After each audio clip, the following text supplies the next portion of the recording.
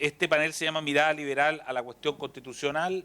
A mí me parece que lo que vamos a partir haciendo, lo que yo les voy a pedir a cada panelista es que en más o menos en unos 5 minutos nos puedan contar cuál es el estado de situación en sus distintos países respecto de la cuestión constitucional.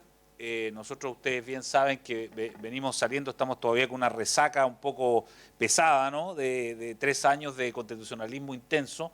Y por lo tanto estamos hoy día, no hemos terminado de salir de ese momento, pero probablemente, y en todos los países que están representados acá, Bolivia, Colombia, Perú, España, todos tienen de alguna manera una dosis de una pequeña crisis o algún prurito que tiene que ver con la Constitución o pasaron ya por un proceso constitucional.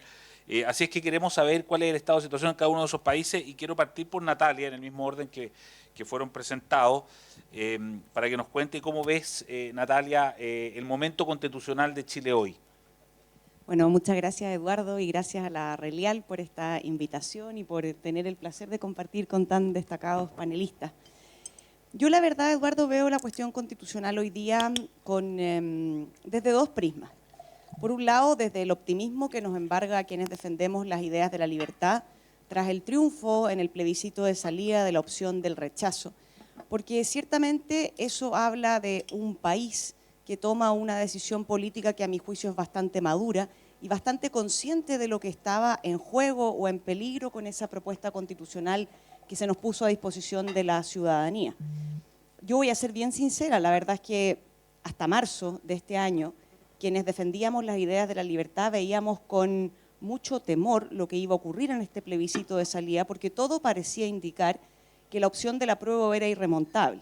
Y eso por diversos factores, por factores de apoyo del propio gobierno que entraba, ¿no es cierto?, al mandato en marzo, que era un gobierno que abiertamente apoyaba la opción de la Convención Constitucional, y también porque hasta ahí parecía haber una suerte de realidad político-social que parecía estar conforme con la idea no solo de que hubiéramos deslindado la responsabilidad del Congreso en un órgano distinto como era la Convención Constitucional, sino que conformes con que esa convención trazara un proyecto para el país bastante más de derechos sociales y garantistas, y donde no había mucha certeza de cómo esas garantías iban a tener algún correlato concordante con la protección de nuestras libertades.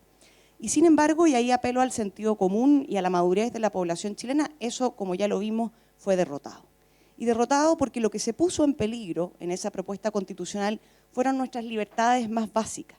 Y las libertades más básicas no solamente tienen que ver con nuestras libertades de buscar nuestros propios fines por nuestros propios medios, sino que también la libertad para expresar esos fines, la libertad de expresión se puso en cuestión el sistema democrático, la alternancia en el poder, y yo creo que eso la ciudadanía lo entendió. Y desde ahí un cierto optimismo, no tanto de cara quizás al proceso constitucional que se puede abrir ahora, pero sí a una sociedad chilena que durante 2 o 3 años pareció más bien adormecida, ¿ya? Y más bien encantada con un relato que, como bien nos anticipaba el profesor que me antecedió en la palabra, con un lenguaje muy adjetivado en que todo parecía poder brindarse a esa ciudadanía sin deberes acompañados de derechos y por un Estado que parecía omnipresente y donde no se veían los defectos del actuar de ese Estado. Entonces, desde ese punto de vista hay un optimismo respecto de la madurez de la sociedad chilena y la conciencia que tiene de sus libertades. Y de ahí que yo comparto, por ejemplo, hoy día, cuando se hacen diagnósticos posteriores, de que lo que hubo en Chile no fue una revolución anticapitalista o antiliberal o antineoliberal, porque la verdad es que lo que parece indicar es que los chilenos sí estamos conformes con el proceso modernizador, con el proceso capitalista, con nuestras libertades y con el progreso, pero nos tenemos que hacer cargo de los rezagos y nos tenemos que hacer cargo a su vez de cómo profundizar en esa modernización y en esa libertad. Ahora, dicho eso, veo el proceso constituyente que viene ahora con algo de cautela, porque si bien esa es la conciencia de la ciudadanía chilena, yo tengo la impresión que los partidos políticos que hoy día están negociando para iniciar un nuevo proceso constitucional, yo pongo mucho el hincapié en eso, no es una continuidad del proceso anterior, el proceso anterior se acabó con los resultados que tuvo. Puede haber un momento constituyente que eventualmente continúa, pero la discusión es novedosa la que vamos a tener ahora, sobre nuevos principios y bases que se están concordando. Pero lo veo con preocupación, ¿por qué, Eduardo? Lo veo con preocupación porque de alguna manera, y a pesar de ese contundente resultado, me parece a mí que no hemos sido capaces de relevar la importancia de nuestra tradición e instituciones republicanas en este proceso. Seguimos confiando en que delegar el proceso a un órgano diferente, que es un tanto ajeno a nuestra institucionalidad, como es una convención constitucional, cualquiera sea sus características, completamente electa, mixta, lo puede hacer mejor que el Parlamento. Y resulta que tenemos un Parlamento recientemente electo, donde el Senado de la República ha completado su número total de miembros bajo un sistema político y electoral que a mi juicio tiene muchos problemas de cara al régimen presidencial que nosotros tenemos, que es el sistema proporcional, pero es un régimen electoral que votamos hace muy poco y que se votó en aras de garantizar mayor representatividad. No garantiza más gobernabilidad, pero sí representatividad. Entonces, que el Congreso se reste a mí me preocupa. Y digo se reste porque si bien hoy día está negociando, todo parece indicar que en el devenir del proceso no va a tener un rol sustantivo o un rol importante. Y eso me preocupa porque entonces se va instalando en la población que nuestra institucionalidad republicana, que necesitamos modernizar y profundizar, en realidad no está para grandes desafíos. Y que para esos grandes desafíos tenemos que convocar a entidades ad hoc. Y eso yo creo que no le hace bien a la institucionalidad, ¿ya? Ni a nuestra tradición republicana. Me preocupa entonces que justamente por eso, como es una institución ad hoc, el Congreso legítimamente quiere fijarle ciertos bordes a esa discusión. Y está muy bien, y los bordes que por lo menos hasta ahora han trascendido son razonables. Pero al mismo tiempo creo que nos parecen razonables justamente porque los va a tomar una convención ad hoc. Si fuera el Congreso el que abordara esta tarea, nos parecerían básicos. Porque en el fondo los bordes, ¿cuáles son? Los bordes son garantizar ciertos derechos y libertades individuales. Los bordes son que se respete que hay 3 poderes separados del Estado. Los bordes son que eventualmente el Congreso siga contando con un esquema bicameral. Los bordes son que haya libertad de elección en la prestación de derechos sociales. Bueno, sinceramente parece un desde, muy desde, ¿no? Pero nuevamente nos conformamos porque decimos, bueno, venimos saliendo de un proceso tan refundacional que parece al menos un mínimo, ¿ya? Y me preocupa porque ya entrando al contenido, yo tengo la impresión de que esta es una oportunidad única de la política para prestigiarse. Llevamos años viendo encuestas en que el último lugar de las encuestas en términos de confianza ciudadana es a nuestra institucionalidad democrática, los partidos políticos, el Congreso Nacional de la República, transversalmente. Y entonces yo creo que aquí es el momento que la política, la buena política, tome esta discusión muy en serio. Si va a hacerlo a través de un órgano distinto, bueno, define reglas electorales que al final del día no solo permitan garantizar un buen proceso, sino que un proceso que dé garantías de gobernabilidad y de gobernabilidad de cara a la protección de nuestras libertades. Y ahí es donde yo pienso que el Congreso tiene un rol clave que jugar, Eduardo. Aquí no es indiferente si el día de mañana esa convención nos propone un diseño institucional, tal o cual, porque ese diseño institucional redunda directamente en el ejercicio de nuestras libertades. La Constitución, desde un punto de vista liberal, es una limitación al ejercicio del poder. Y eso no lo podemos olvidar. Y a veces sucede, como bien decía mi antecesor, que creemos que la Constitución es una suerte de supermercado o de regalo de derechos, cuando en realidad lo que ocurre es que nosotros los ciudadanos le hemos entregado un poder enorme al Estado, poder que además nos puede hacer efectivo y ejercer a través de la fuerza pública, ¿no es cierto? Le hemos dado ese rol. Bueno, entonces tenemos que limitar ese poder del Estado. ¿Para qué? Para que al menos nos permita conseguir nuestros fines legítimos y por nuestros propios medios. Es decir, nuestra autodeterminación como individuos y como cuerpos intermedios de la sociedad no puede verse limitada por esa Constitución, sino que más bien nosotros en base a eso exigir que el Estado limite sus poderes y limite sus atribuciones y sus facultades. En otras palabras, Eduardo, yo creo que nosotros hemos olvidado que la Constitución está para protegernos de que en algún momento determinado se petrifique un orden de cosas por un régimen democrático, algunos con democracias más aparentes que otros, pero que conciten un momento ciudadano, una mayoría ciudadana, que pueda descuidar la protección de nuestros derechos y libertades. Y en ese sentido llama mucho la atención que no se entienda bien que la Constitución justamente lo que hace es sustraer ciertos mínimos de esa discusión mayoritaria, justamente para proteger nuestros derechos y nuestras libertades.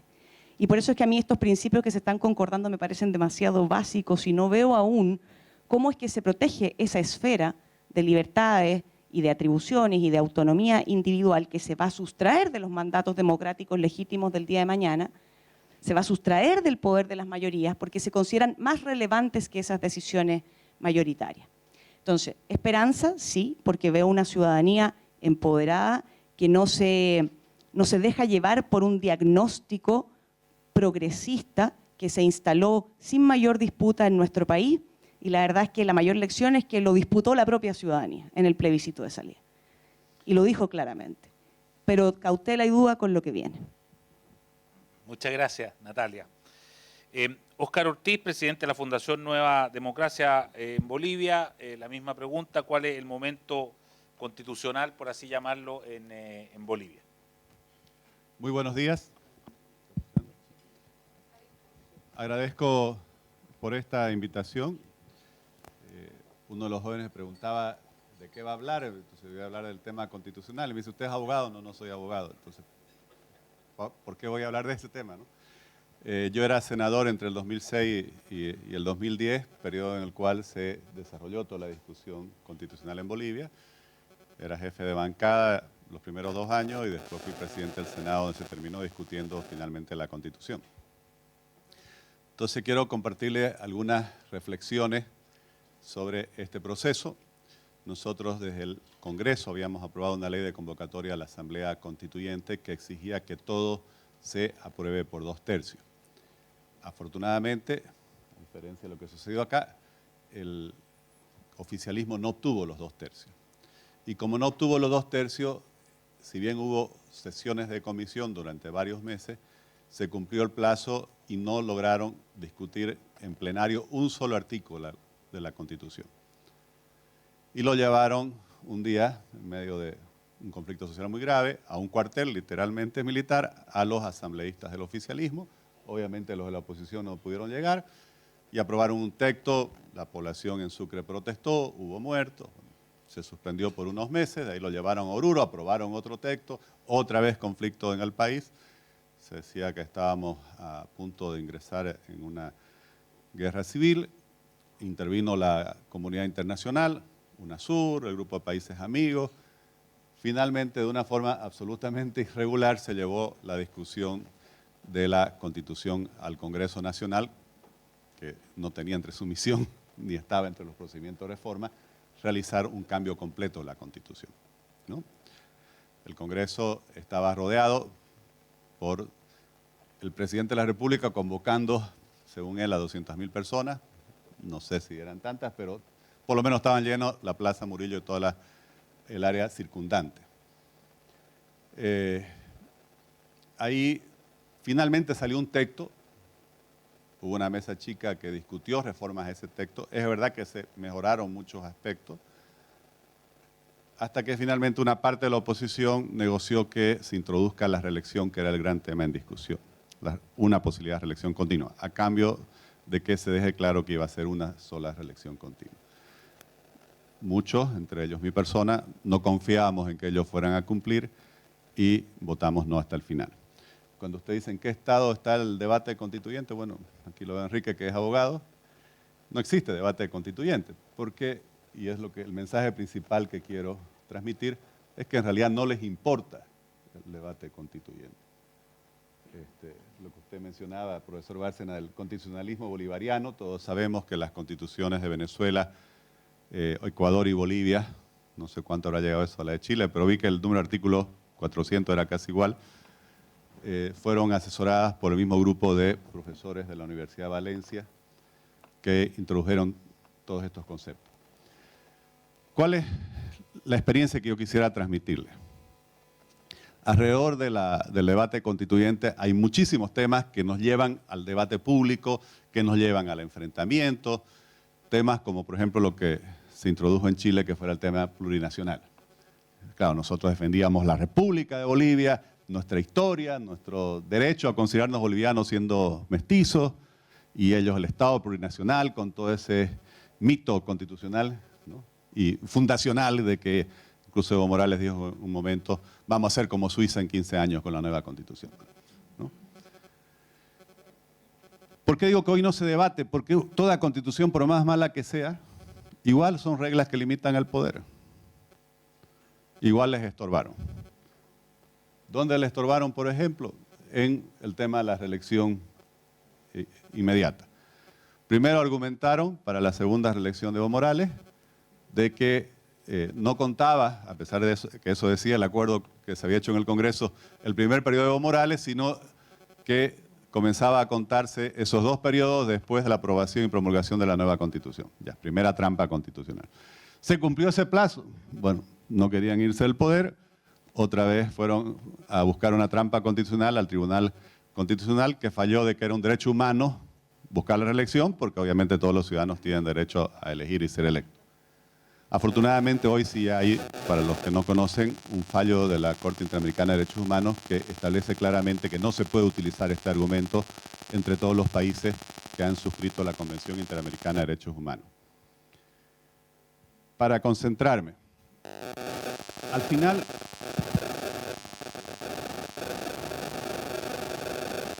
¿hola? Creo que no es el micrófono. Al final yo creo que lo que tenemos que mirar, y les sugeriría a ustedes, no quiero meterme en asuntos de otros países, pero les sugeriría a ustedes mirar los mecanismos concretos por donde se va a debatir las bases reales de la democracia, que normalmente son discusiones más prácticas y menos atractivas para el debate público, ¿no? Y fuera quizás de la doctrina jurídica, tienen su base en la doctrina jurídica constitucional, pero son todos aquellos elementos constitucionales que regulan cómo se controla el poder y cómo se perpetúa en el poder quién está ejerciendo en ese momento el oficialismo. Ahí hay que mirar, por ejemplo, lo que se hizo con el procedimiento legislativo. En el caso boliviano, se reformó el procedimiento legislativo establecido en la Constitución para favorecer a la primera mayoría, reduciendo al mínimo todos aquellos aspectos que regulaban las mayorías especiales, aquellos en Bolivia, el Congreso Nacional en la reunión de las 2 cámaras, aquello que necesitaba reunión de las 2 cámaras, o aquello que necesitaba aprobación de las cámaras por separado, llevándolo a las 2 cámaras donde senadores y diputados contábamos un voto igual que el otro y entonces por mayoría simple ganaba. Segundo, querían eliminar el Senado. Yo peleé mucho porque era el presidente del Senado, pero si bien se preservó el Senado, se reformó el mecanismo de elección, nuevamente favoreciendo a la primera mayoría. Antes se elegía senadores, 2 senadores en cada, ya estamos divididos en departamentos, para quien obtuviera el primer lugar y 1 para el segundo.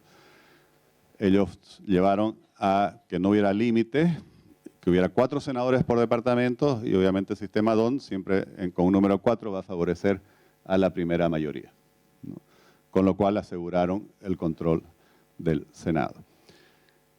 Otro punto muy importante es la elección de la justicia.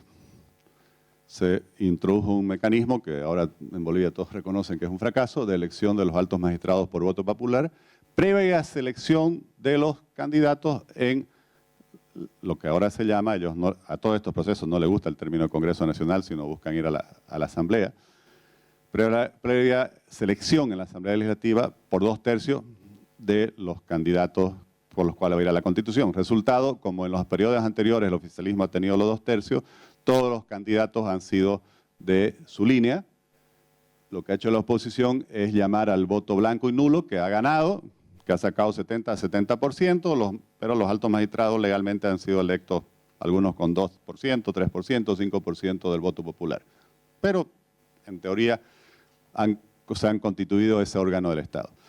Otro punto que es muy importante es el tema de darle al sistema electoral, a la entidad electoral, como se llame en cualquier país, el carácter de poder del Estado o de órgano del Estado, que no sé si en Chile llegaron a eso. ¿Por qué? Porque claro, después resulta que en materia electoral las resoluciones de 7, 8, 10 personas tienen rango de ley y están al mismo nivel de las leyes que aprueba con todo el debate público un Congreso Nacional, una Asamblea Legislativa. Aquí se reúnen todos los miembros de la sala, digamos, plena, allá se llama Tribunal Supremo Electoral, y en su materia van a aprobar y determinar y prácticamente sin derecho a apelación, ¿no? Entonces, no es inocente este tema, ¿no? En el fondo, lo que yo pude ver, creo que ya me pasé los 5 minutos, para concluir es que, y tengan cuidado aquí en Chile porque a veces uno se deja llevar por las encuestas y la imagen del sistema político, yo no me acomplejaría con esas cosas, porque las reglas que van a quedar van a ser camisa de fuerza para las próximas décadas, ¿no? Porque ellos pueden ceder muchos temas. Yo vi ceder muchos temas que ellos habían utilizado como banderas durante todo el debate constituyente. Y en la mesa las cedieron fácilmente, a cambio de que se le dé la reelección continua. A cambio de que todos estos mecanismos de elección de la justicia, de favorecimiento a la primera mayoría, quedaran consagrados. Porque saben que después, con esa primera mayoría, van a desarrollar en leyes lo que no pudieron introducir en la Constitución. Entonces, nuevamente, quisiera recalcar en esto, no nos dejemos llevar, yo diría, engañar por esta trampa del debate constituyente que solo busca asegurar el control del poder, eliminar en la práctica los límites al poder, dejar de fachada las instituciones democráticas pero sin ninguna independencia, donde prácticamente que el control del Ejecutivo controla todo y el Ejecutivo tiene una absoluta supremacía sobre la justicia, sobre el órgano electoral y también sobre el órgano legislativo. Así que bueno, esa es la experiencia que podría transmitirles como sugerencia para ustedes. Muchas gracias. Muchas gracias, Oscar.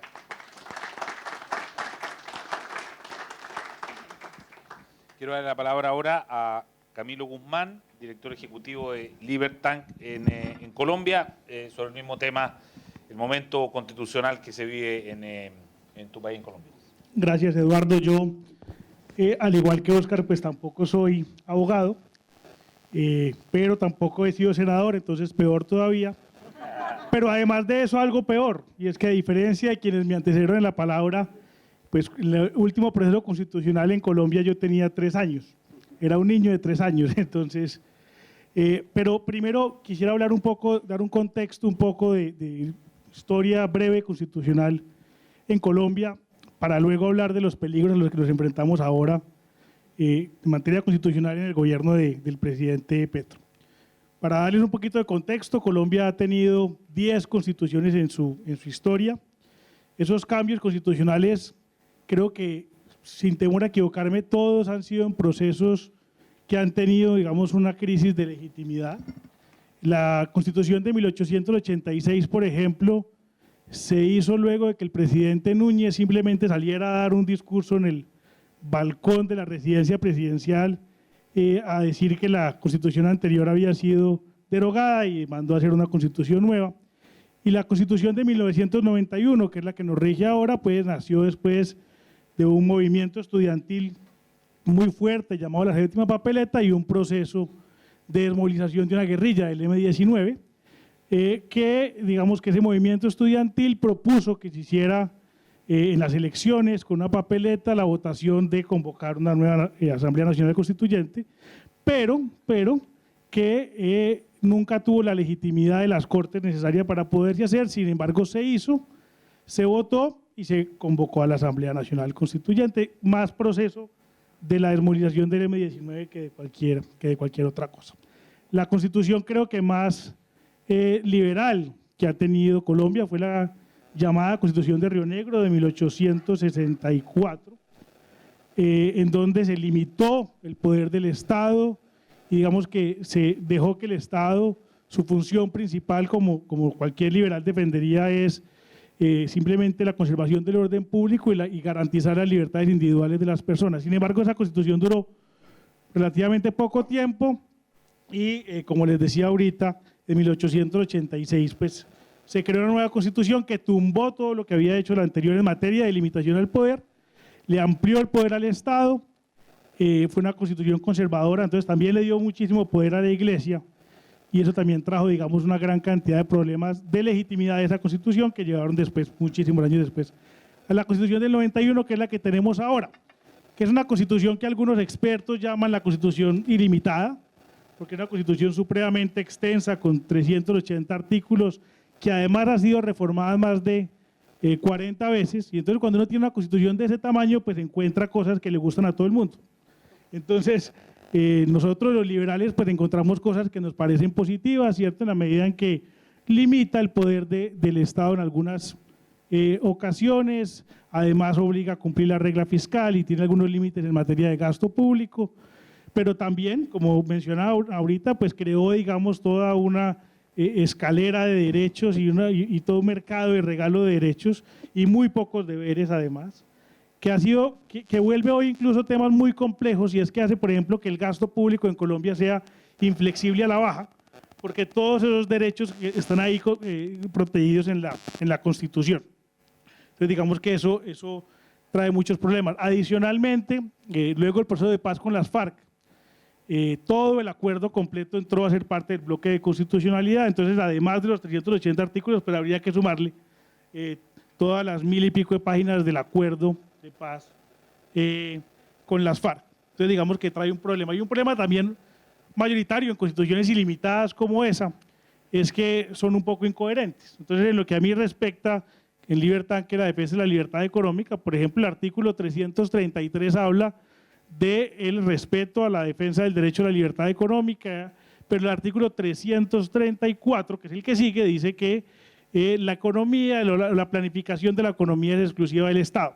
Entonces, obviamente, hay para todos los gustos. Entonces, claro, si tenemos un gobierno más o menos liberal, pues se basa en el artículo 333, pero ahora que no, pues se basa en el artículo 334. Pero para que hablemos un poquito del contexto actual, obviamente el presidente Petro, al igual que los presidentes que lo han antecedido, que han llegado al poder antes que él, pues ha hablado mucho de un cambio de la Constitución y de convocar una Asamblea Nacional Constituyente, principalmente al inicio de la campaña política.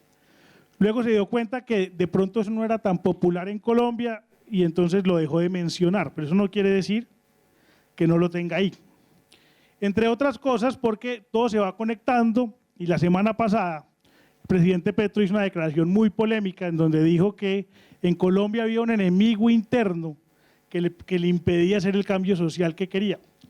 Muchos creyeron que ese enemigo interno era uno de sus ministros, el ministro Campo, que es el ministro de Hacienda, que está tratando de modelar un poco su discurso, pero en realidad él después explicó que no era el ministro Campos, sino que era toda la institucionalidad que le impedía eso. Entonces, al menos la Constitución del 91, a pesar de lo que acabo de mencionar, pues al menos hoy no sirve de garantía para limitar en algo su poder. Pero eso también significa que a él le ejerce una presión importante para modificarla. Y creo que la puede modificar hoy en 3 vías que nosotros vemos, digamos, con bastante preocupación. La primera es, no sé si ustedes conocen, el presidente ha hablado mucho de que está haciendo la paz total, y eso no es otra cosa que un acuerdo de paz con todas las organizaciones criminales y todos los narcotraficantes, es decir, tengan estatus político o se les pueda dar o no, simplemente quiere hacer una negociación de paz con todos, y esa paz total puede servir para todo. Y entonces el presidente puede decir en cualquier momento, para poder lograr la paz total tengo que modificar la Constitución. Y puede convocar una Asamblea Nacional Constituyente y puede lograr la legitimidad política para hacerlo, ¿cierto? Entendiendo que disfrazado de paz, pues la gente con ese embeleco de la paz puede terminar apoyándolo. Hoy además tiene una mayoría importante política que ha logrado construir una coalición, porque a mí cuando me decían es que en Colombia no va a pasar lo de Venezuela porque las instituciones son más fuertes, yo decía no son más fuertes, son más costosas. Y él logró encontrar el precio correcto para poderlas comprar. Pero si no logra convocar una Asamblea Nacional Constituyente, tiene otros mecanismos de modificar la Constitución. Podría en esa negociación del acuerdo de la paz total hacer como el presidente Santos y también obligar a que todo el acuerdo haga parte del bloque de constitucionalidad, entonces ahí podría ser una reforma. O podría utilizar lo que ya está haciendo ahora, que nosotros vemos con muchísima preocupación, que se llaman los diálogos territoriales vinculantes, que son unos diálogos que van a iniciar ahora, con personas escogidas por él, obviamente sin ningún proceso democrático, en donde la palabra vinculante nos preocupa porque eso puede significar todo. Entonces puede existir hoy en Colombia un nuevo modelo, una innovación en materia constitucional que nombren una Asamblea Nacional Constituyente descentralizada y antidemocrática. Y están esos peligros ahí. Como les decía ahorita, pues el presidente ve que la Constitución del 91, a pesar de tener muchas cosas en las que él podría acomodarse, pues tiene unos límites al poder claros que le impiden hacer lo que él quiera, y hoy le está incomodando, y ya lo dijo, y ya lo mencionó. Entonces eso nos preocupa un poco. Eso es un poco como el estado actual constitucional de Colombia. Muchísimas gracias, Camilo.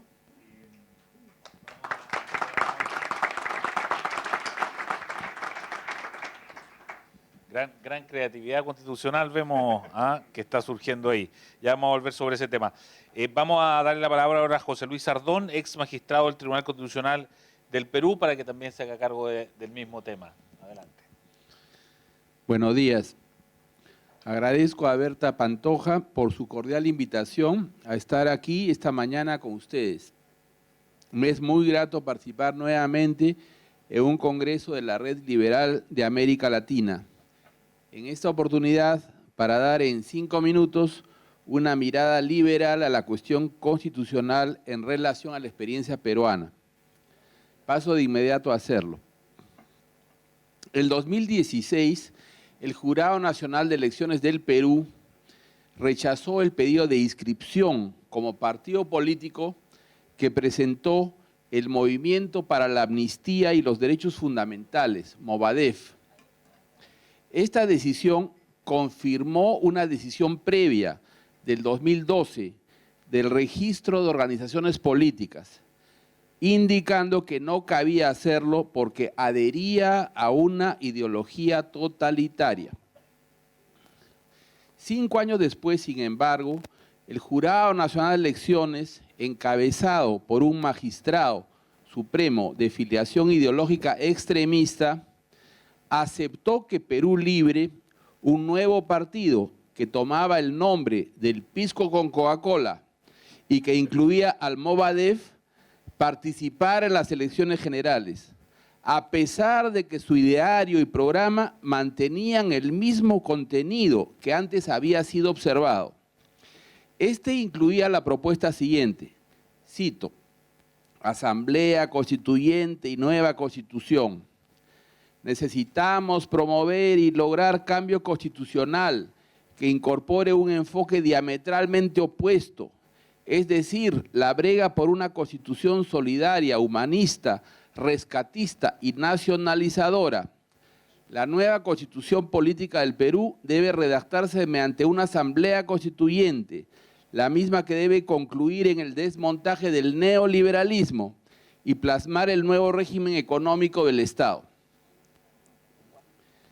Se trataba de una iniciativa claramente inconstitucional, pues la Constitución peruana establece en su último artículo que toda reforma constitucional debe ser aprobada por el Congreso.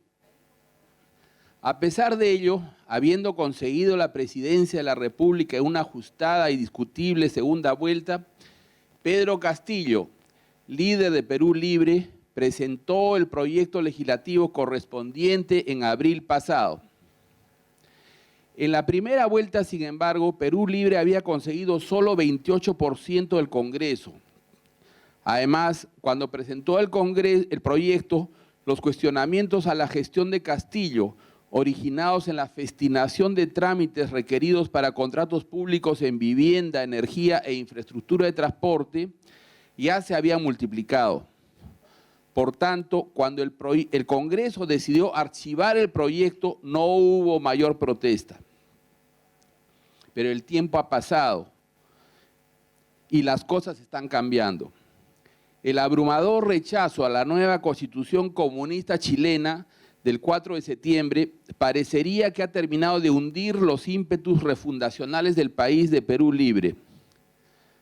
No obstante, el cambio de posición del gobierno de Pedro Castillo es aún mayor. En junio pasado juramentó como nueva fiscal de la Nación Patricia Benavides. Desde el inicio de su gestión prometió escudriñar las informaciones existentes sobre corrupción en el gobierno. La semana pasada, Benavides culminó sus investigaciones, presentando una denuncia constitucional ante el Congreso contra el presidente Castillo por corrupción y otros 3 delitos. Castillo y sus colaboradores han respondido airadamente, indicando que esa denuncia no se ajusta a la Constitución. Señalan que el artículo 117 de esta dice que el presidente de la República solo puede ser acusado durante su periodo por traición a la patria y otras 3 infracciones constitucionales. Parece, pues, que ahora son entusiastas de la Constitución, que antes denostaban. No son los únicos que han cambiado. Algunos constitucionalistas de izquierda, hasta ayer campeones de las interpretaciones audaces en la aplicación de la Constitución, son ahora textualistas y seguidores de Scalia. Habrá que ver en el tiempo hasta qué punto su conversión es auténtica y de corazón. Por si no lo fuera, quisiera añadir lo siguiente. Participar en un proceso electoral implica aceptar las reglas bajo las que se realiza. Si no se está de acuerdo con tales reglas, no se debe participar en él. Posteriormente, se pueden cuestionar tales reglas y plantear cambiarlas, pero a través del procedimiento previsto en ellas. Si no, se habría instrumentalizado el proceso electoral previo y destruido la confianza en todo proceso electoral futuro. En el Perú, las elecciones generales del 2021 se realizaron bajo las reglas establecidas en la Constitución de 1993.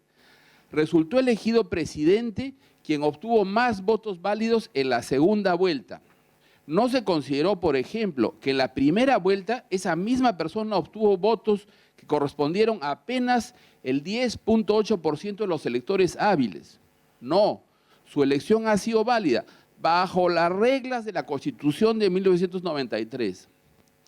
Ahora bien, si dichas reglas legitiman su elección, es inaudito que él mismo pretenda cambiarlos sin seguir el procedimiento que ellas establecen para tal efecto. Evidentemente no cabe recurrir a un conjunto de reglas para lo que a uno le conviene y rechazarlas para lo que no. En un Estado de Derecho, las reglas rigen la conducta de los ciudadanos con independencia de que alguno de ellos le favorezcan en un momento y le desfavorezcan en otro. Muchas gracias.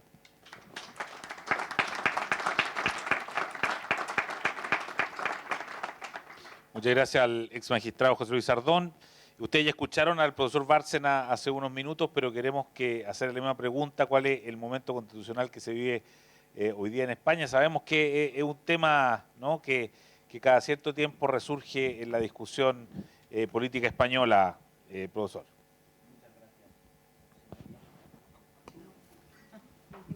Sí, ahora sí. Muchísimas gracias. Bueno, pues yo creo que antes ya en mi intervención he descreído un poco de los procesos constituyentes. En el caso español, como ustedes saben, siempre se ha dicho que la Constitución de 1978 fue un éxito porque permitió una transición desde un régimen autoritario a un régimen democrático. En mi opinión, en gran medida, lo que la Constitución del 78 hizo en España fue reflejar ya no solamente un estado de ánimo, sino una serie de procesos sociales y económicos que se habían producido mucho antes. Es decir, el cambio de la configuración de la sociedad española ya de los años 60 implicaba una sociedad de consumo, con un capitalismo, una intervención del Estado moderada, servicios públicos, una forma de hacer política moderada, sin extremismos. Y cuando llega la Constitución del 78, la Constitución lo que hace es incorporar ese espíritu. Lo que quiero decir es que la España democrática de después de 1978 la hizo con la Constitución, en parte sí, pero en parte ya venía de una transformación de la propia sociedad española. El segundo elemento importante para entender el aparente éxito español es que nosotros nos incorporamos a la democracia a través de la incorporación en el proceso de integración europea. La institucionalidad europea es muy importante para los sistemas constitucionales europeos, de tal manera que en España una gran cantidad de fondos, de dinero, sirvieron para modernizar la economía y para modernizar la sociedad, no tanto el Estado. Yo creo que la Unión Europea no fue excesivamente exigente, condicionando reformas profundas del Estado español para recibir cientos de miles de millones de euros que hemos recibido durante estos últimos 30 y tantos años. Entonces, por ese lado, España puede ser visto como una historia de éxito. Es una Constitución que ha permitido modernizar en parte el Estado, pero insisto en que en el cuadro macroconstitucional Europa es importante. ¿Por qué? Porque los tratados conforman una especie de liga constitucional que impiden reformas fuertes en los estados. Es decir, los tratados nos imponen una serie de valores y de principios que nosotros no podemos desdecir a través de un proceso constituyente.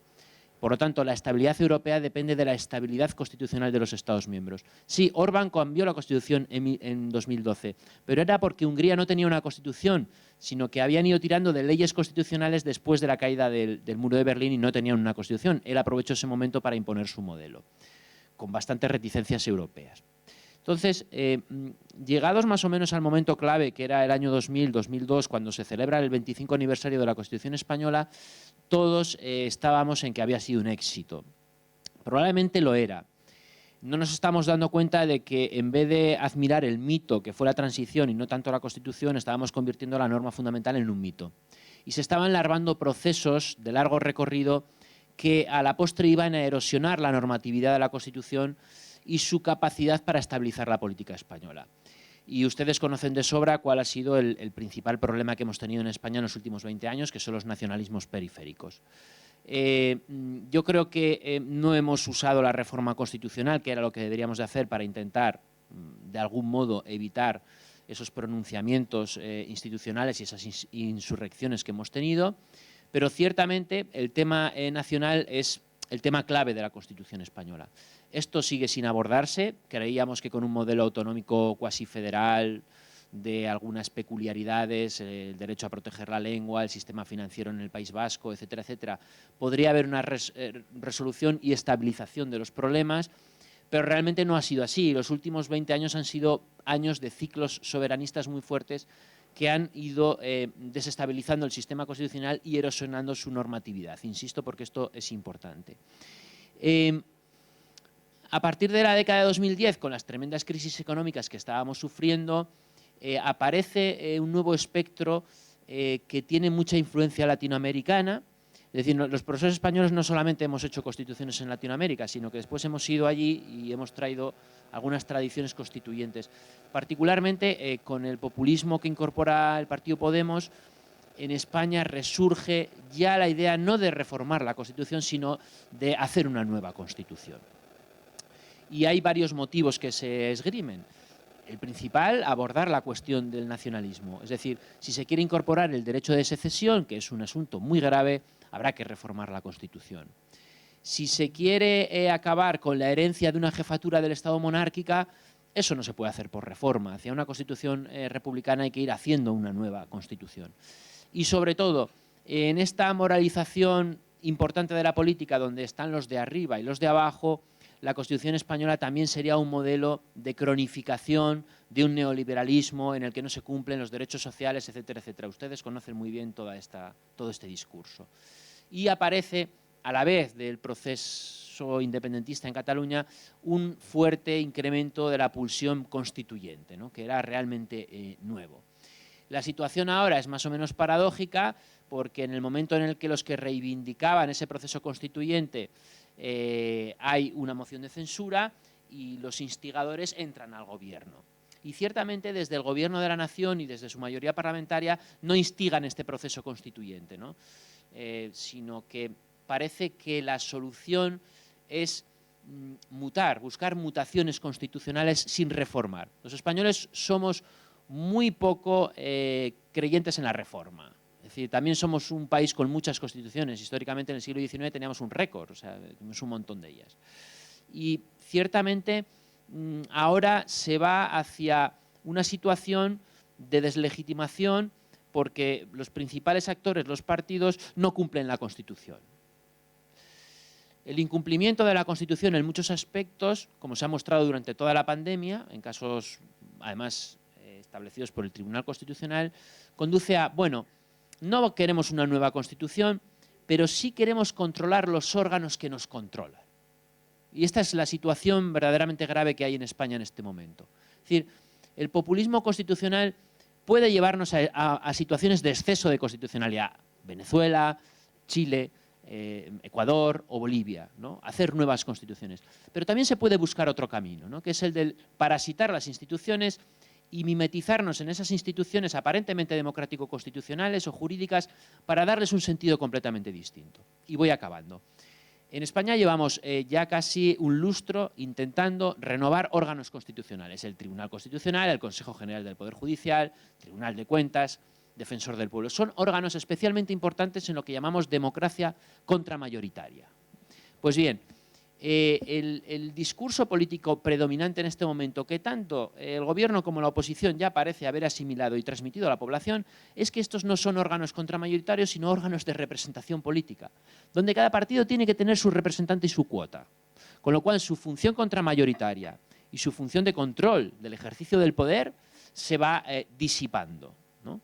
Y vamos hacia un proceso de mutación en el que es posible que nos transformemos de una democracia contramayoritaria a una democracia que yo llamo contraminoritaria, ¿no? Donde verdaderamente se ve el Estado constitucional y democrático como un corsé a las mayorías parlamentarias. Y las mayorías no pueden ser limitadas porque son expresión de la propia democracia. Esa sería más o menos la situación que tenemos en este momento en España. Muchas gracias. Muchas gracias. Démosle un aplauso a...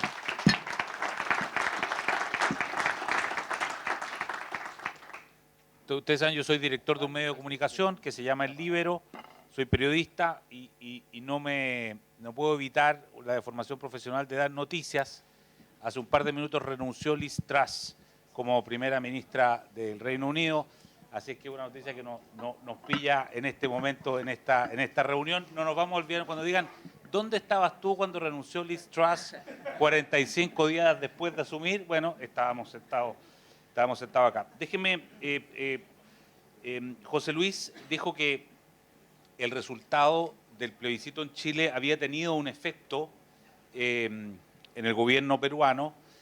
Yo quiero preguntarles directamente a Óscar en Bolivia y a Camilo en Colombia si el resultado del plebiscito en Chile, el 62-38 de rechazo a la nueva constitución, tuvo efecto, tuvo impacto. ¿Creen ustedes que puede tener un efecto interno en sus distintos países como disuasivo quizás para un arrojo constituyente más grande? Partamos por Óscar. A ver. Hola.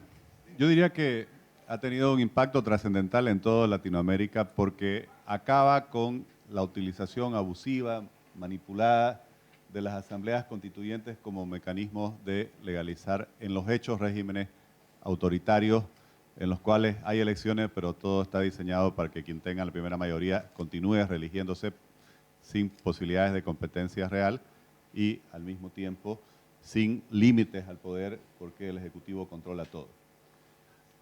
En Bolivia, claro, ya nosotros llevamos desde el 2009 con esta nueva constitución y paradójicamente quienes nos opusimos a ello después les hemos defendido, por ejemplo en el caso de la reelección, porque la constitución dice que solo se puede tener 2 periodos continuos en cualquier cargo en todos los niveles electivos, ¿no? En todos los espacios electivos.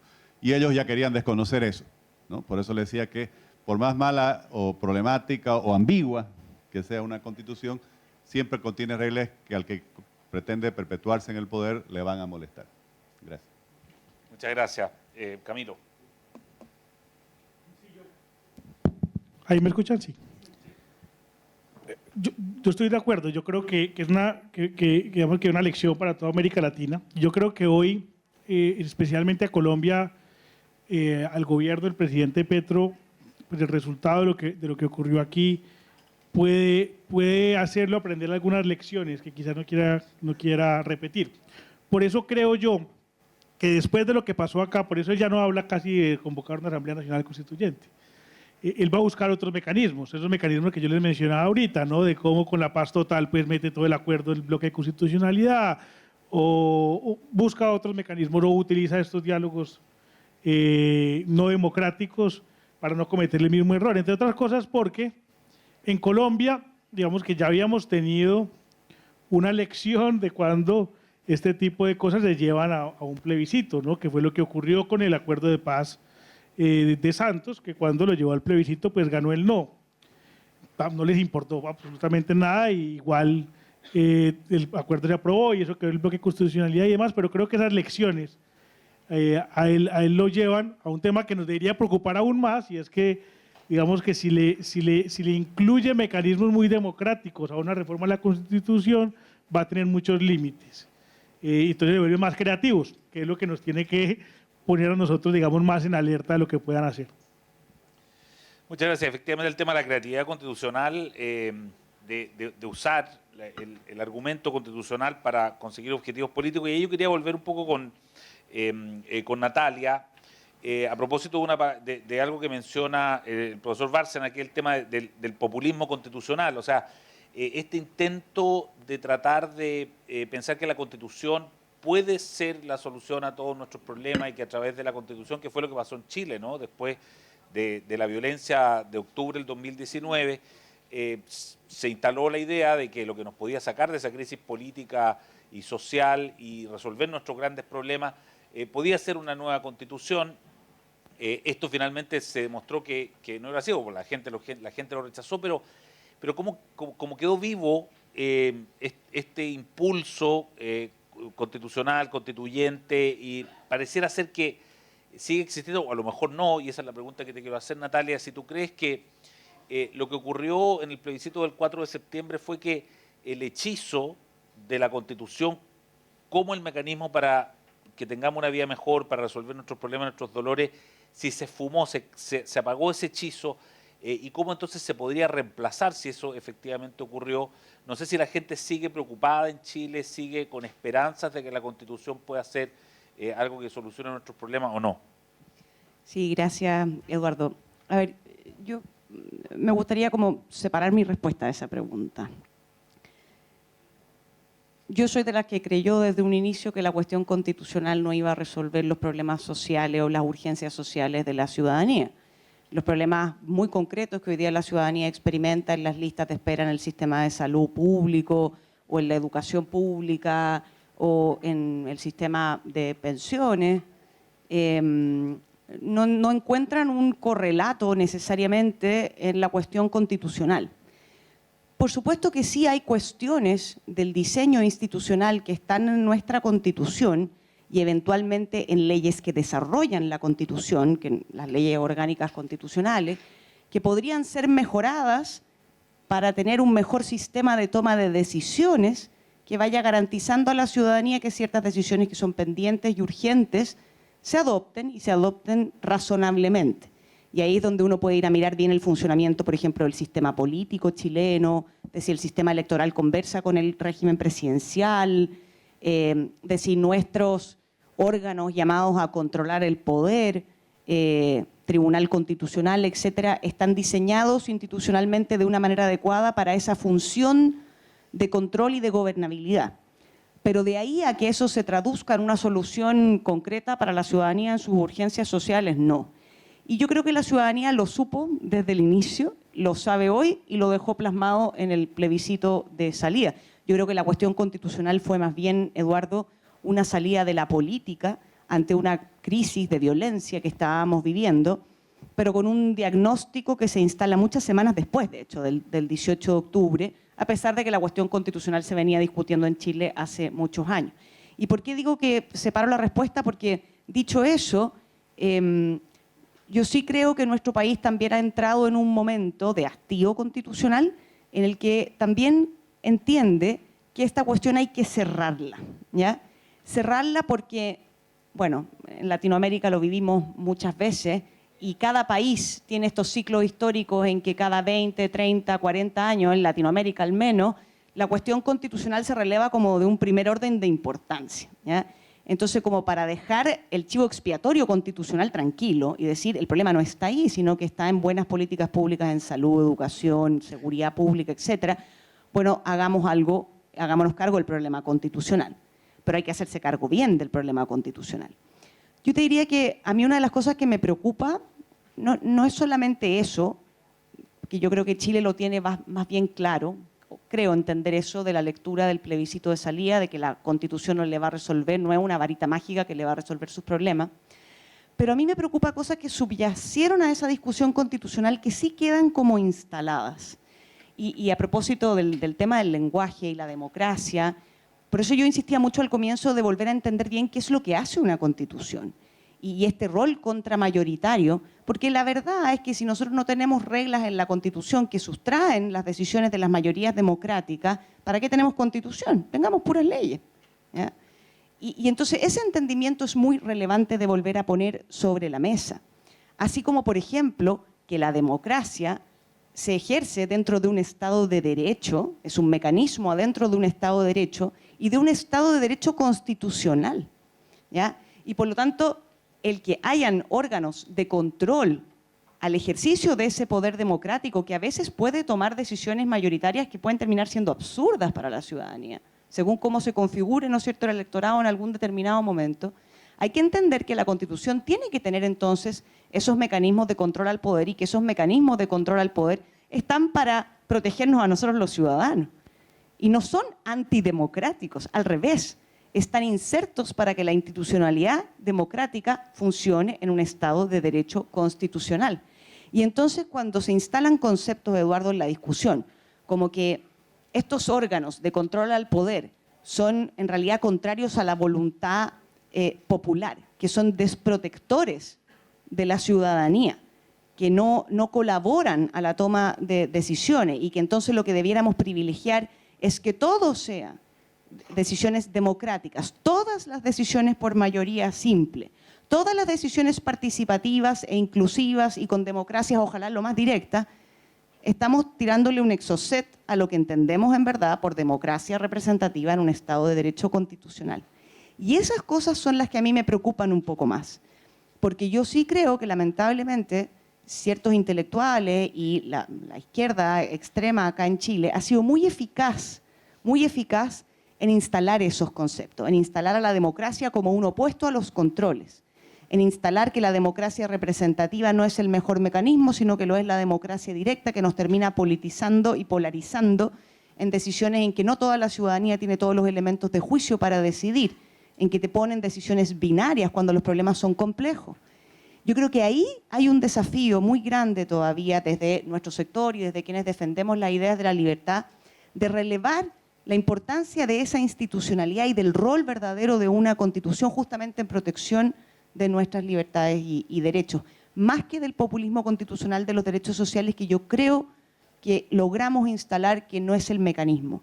Pero en estos otros temas, a mí me parece que hay un desafío muy contundente todavía que abordar. Bueno, tenemos constituciones que ya se llenaron de derechos sociales. Yo no descarto que en Chile también nos vayamos a llenar de esos derechos sociales en lo que viene para adelante. Por eso quería preguntarle, como ex magistrado del Tribunal Constitucional, a José Luis Sardón, sobre este tema de la judicialización muchas veces del intento por cumplir, ¿no? Con las normas que dice la Constitución. Dice, mira, aquí tenemos, en Chile de hecho estamos viviendo una situación ya parecida a esa cuando tenemos a la Corte Suprema, por ejemplo, que ordena pagar tratamientos multimillonarios de salud, por ejemplo, porque supuestamente la Constitución, o no supuestamente, la Constitución dice que el Estado debe garantizar, digamos, el derecho a la vida y a la salud, etcétera, y que eso al final puede tener interpretaciones judiciales que terminen judicializando de alguna manera la política. No sé qué mirada tiene sobre eso, José Luis. Me parece que es un tema pues absolutamente central, ¿no? La judicialización de la política, pero por lo menos en el Perú, y creo que es así en América Latina en general, tenemos este sistema de elección y destitución de los magistrados a través de un órgano constitucional autónomo. En el caso del Perú se llama la Junta Nacional de Justicia, ¿ya? Pero creo yo que por lo menos en el Perú la percepción que hay es que ese órgano está muy politizado, está vinculado a quien lo propuso, que fue el presidente Martín Vizcarra, ¿no? Eso vino a sustituir al Consejo Nacional de la Magistratura, ¿no? Que Vizcarra promovió su sustitución, pero que tiene una fórmula muy parecida en el fondo. Es un sistema indirecto, pero no es transparente, ¿ya? El Consejo Nacional de la Magistratura, a su vez, proviene del Consejo Nacional de Justicia de la dictadura de Velasco. antes de eso, en el Perú, el nombramiento, por lo menos de los magistrados de más alto nivel, era medio parecido al de los Estados Unidos, porque el presidente proponía y el Senado confirmaba los nombramientos de la Corte Suprema, por lo menos. Y yo creo que eso funcionaba mejor, pero con una condición, y era que el Senado tenía que ser o estar cerca de ser bipartidista, de dos partidos. Cuando se fragmenta el Parlamento, el año 63, por la introducción de la representación proporcional, empiezan todos nuestros problemas. Esa es mi tesis. Y yo creo que en Chile ha pasado lo mismo. Chile ha cavado su propia tumba cuando abandonó el sistema binominal, ¿ya? Así de simple. Porque le abrieron la puerta del Congreso a los comunistas, ¿ya? Y yo creo que la democracia no puede tolerar eso. O sea, tú no puedes tolerar gente que va a participar cínicamente en el proceso, que no cree en las instituciones. Entonces, bueno, Sartori decía, ¿no? Cuando se elige con representación proporcional, es más probable que el caballo de Calígula entre al Senado. Es decir, acá eligieron la Asamblea Constituyente con representación proporcional, entró Pikachu, ¿no? Entonces, ese es el asunto, ¿no? Si se va a jugar ese juego, es muy riesgoso, ¿no? En el Perú tenemos un Congreso hiperfragmentado, tenemos 13 bancadas en el Congreso y no hay ninguna en ese momento que llegue ni a 20%. La que más tiene creo que es 18%. Entonces, es muy difícil las decisiones en el Congreso. Gracias. Muchas gracias. Finalmente, profesor Bárcena, una de los temas comunes, casi con mínimos comunes que han tenido los procesos constituyentes aquí en Latinoamérica, tienen que ver con este carácter indigenista, ¿no? El tema de las plurinacionalidades, el indigenismo. De hecho, para quienes analizan el proceso chileno, dicen que una de las grandes razones por las cuales fracasó el proceso es por este carácter indigenista que dividía el país en muchos países distintos, varios de ellos inexistentes para mucha gente, y con esta especie de corriente contra la hispanidad, ¿no? Contra la colonización española, y que de ahí viene toda una raíz y una rama que dice, entonces, fíjate que aquí los países tienen que independizar. Yo acabo de estar en España viendo un documental muy bueno de la Fundación Disenso, digamos, sobre, y leer un libro que se llama Nada por qué pedir perdón, donde viene una especie como de retorno al orgullo, digamos, por la colonización española, digamos. Pero sin embargo, en nuestros países parece haber este indigenismo, y muchas veces en una conversación, en un diálogo, no podemos evitar recordar, no sé, por la amistad de García Linera, boliviano, con la gente de Podemos en España, con la gente del Frente Amplio. Parece haber una especie de trenza, de triangulación, de conceptos, digamos, que se comparten desde allá. No sé cómo lo ves tú desde España. Bueno, esto es una pregunta complicada. Terrible. Terrible, sí, sí. Por eso la dejé para el final, porque yo dije, si aquí queda la escoba, bueno. Sí, no, a ver, en España este debate, claro, se ha suscitado mucho en el marco del populismo que vivimos y de la polarización, ¿no?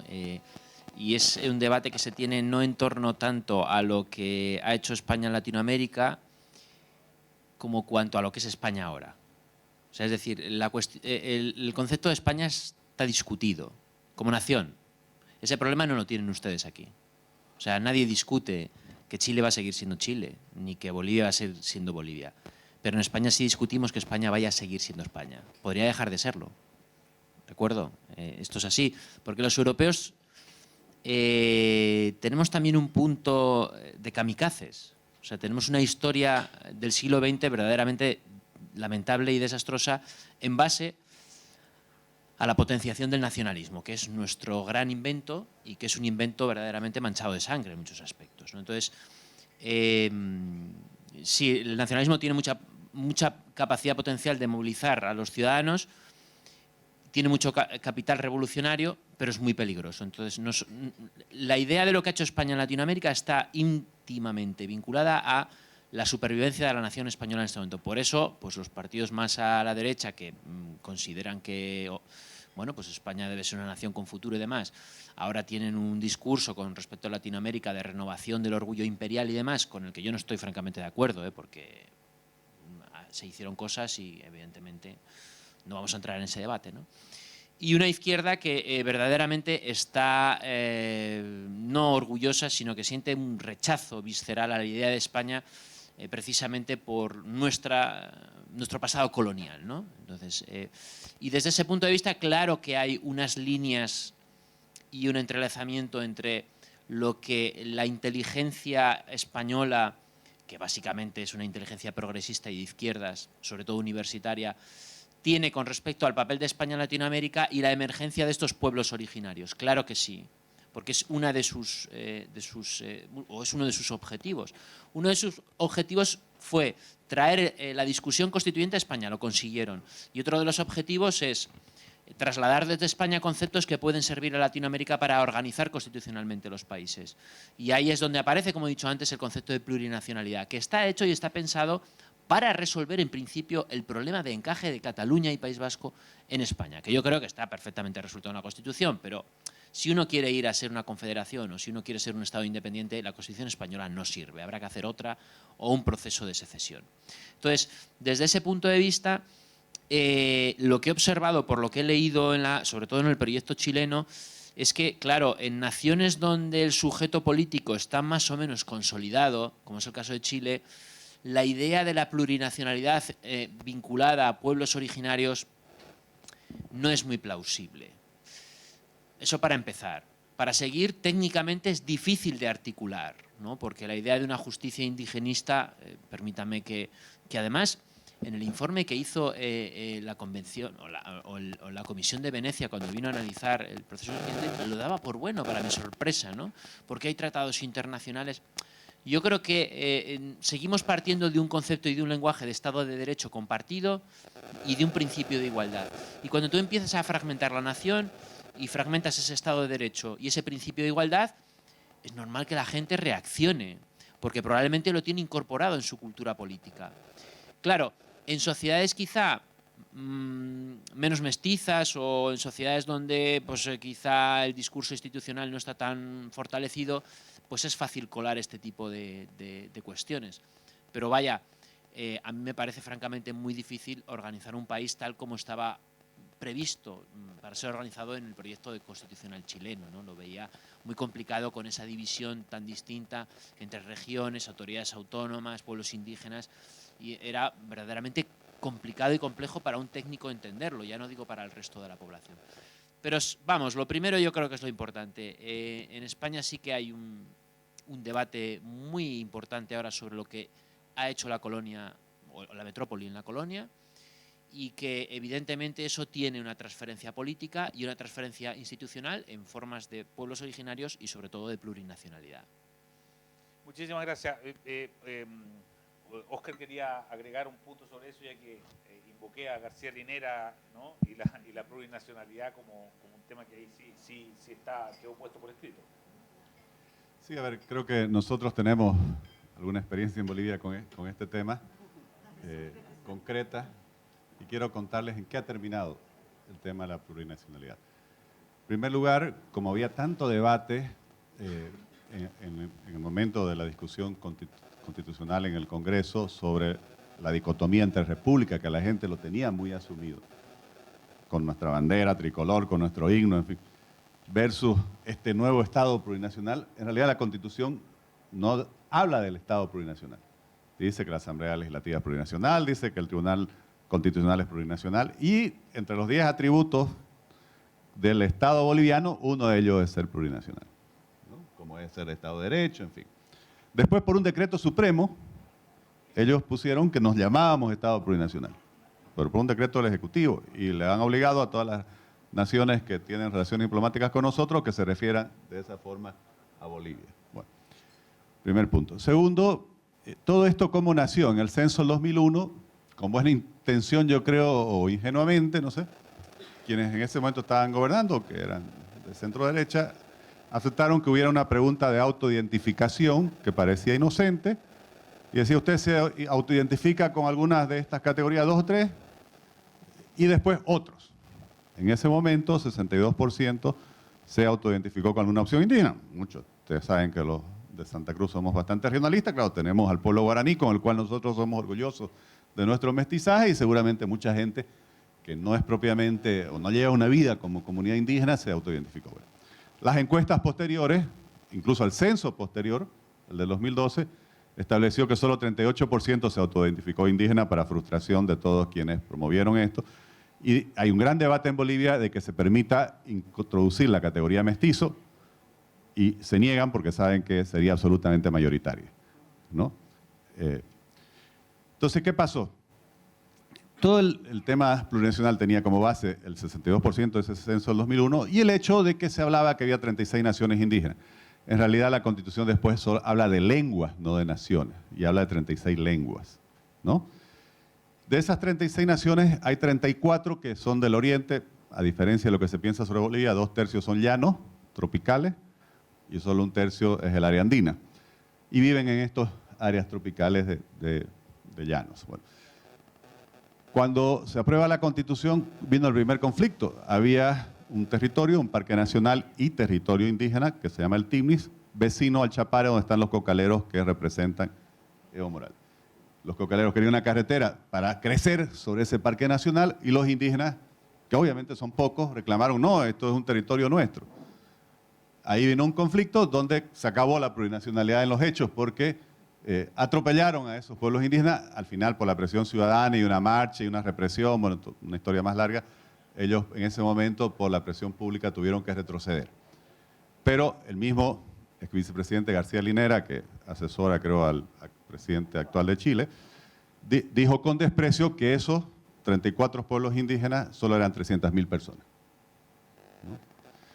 Entonces, claramente se muestra cómo se utiliza el discurso, la bandera, pero no se tiene realmente una convicción. Y el otro tema es que, en teoría, lo plurinacional, ¿en qué debiera traducirse?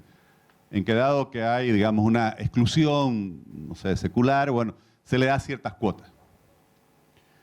¿Cómo se han utilizado esas cuotas? En mi opinión, en realidad lo que busca este tipo de gobierno es asegurarse una mayoría adicional mediante estas cuotas.